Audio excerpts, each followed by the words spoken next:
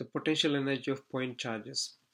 Here we have two charges Q1 and Q2 separated by a distance R12, and the electric potential energy is given by K1, Q1, Q2 divided by R12.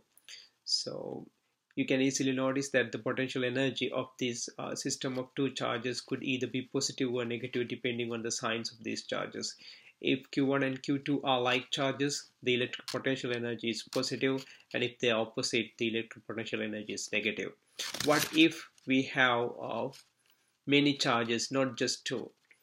So we should still be able to figure out the total electric potential energy just by utilizing the formula to calculate the electric potential energy for a system of two charges. If you think about this Q1 and Q2, so it makes one pair, and then Q1 and Q3 and Q1 and Q4. So we can calculate the electric potential energy of these pairs separately and then add them together. And also if you start with Q2, so you get Q2, Q3 and Q2, Q4. So you get two different pairs. And what is left is this Q3, Q4. So altogether we have 6 different pairs, and we can calculate the total potential energy by simply adding those potential energies. Okay, so it can be written this way, since we know how to write down the electric potential energy for a system of two charges beginning with Q1.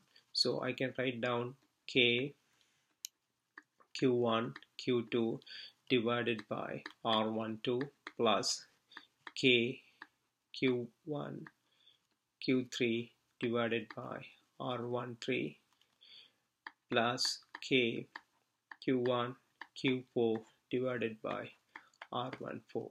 Now I start with Q2, then plus K Q2 Q3 divided by R23 plus K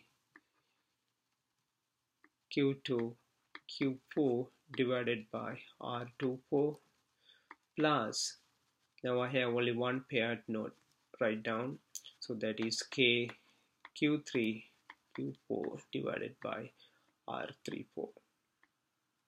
Okay, so now the total potential energy is just the sum of all these terms, as you see, and this and please remember not to double count any of these pairs.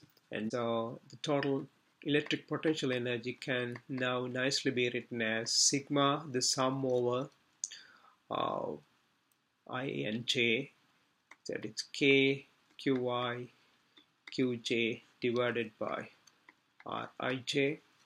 So here I goes to 1 to 3 and j goes to 1 to 4. Okay, so because of that we have to put this restriction, so I is less than j. Okay, so the total potential energy is given by this formula once we have a system of charges.